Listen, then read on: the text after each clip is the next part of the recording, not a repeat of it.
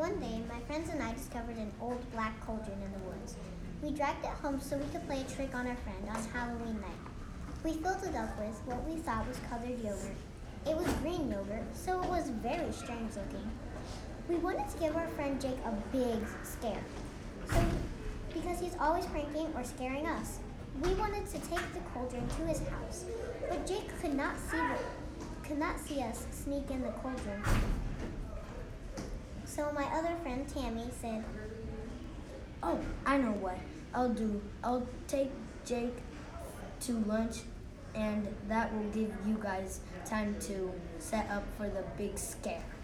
Me and another friend of mine, Jessie, agreed that it was a great plan.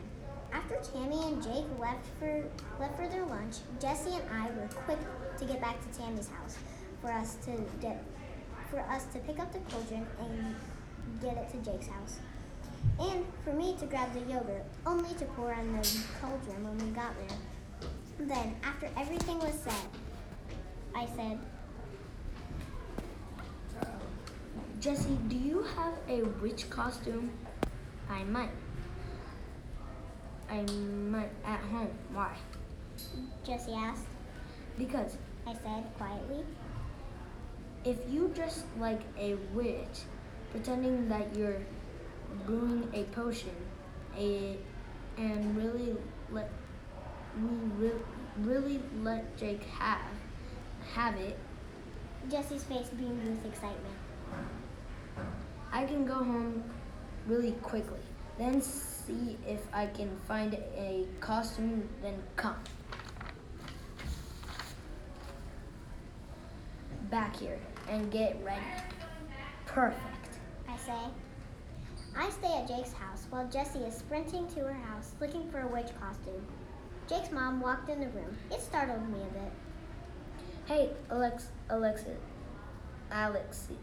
I'm sorry Jake is at lunch with Tammy. He should be back soon." I reply. "Oh, I know. Thank you though, Tammy, Jake. Is there any way I can help?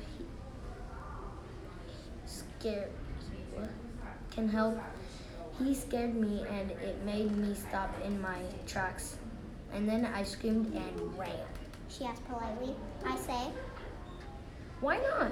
Do you have a scary mask?" "I might. Let me check the garage." She half walks, half jogs out the door. At the same time, the door opens. For a second, I thought it was Tammy and Jake, but it was just Jessie who came back with a witch costume. She runs upstairs to put on the costume, but Miss Patson comes back with a very scary clown mask on. She very badly scared Jessie, and I jumped too. Then I said to her, "Miss Patterson, you can greet them at the door and give Jake a big..." Someone rang the doorbell. It was definitely Jake and Tammy. I shouted, "Everyone into positions." Miss Patterson opened the door. When Jake saw the mask, he screamed so loud. I was behind the couch watching the whole thing. Then when Jake ran into the kitchen, he saw Jessie, where she was brewing the potion. When I jumped out from behind the couch, Jake knew it was just a prank. Then I said, "Well, let's slurp down that potion."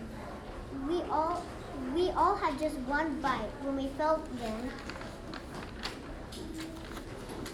in our throats. They kept trying to push their way out, trying to bite their way out. I suddenly knew that it wasn't green-colored yogurt we ate. It was raw meat with mold on it. Not only had we ate moldy meat, living inside the meat were maggots. Yuck! And then I felt something pierce my neck.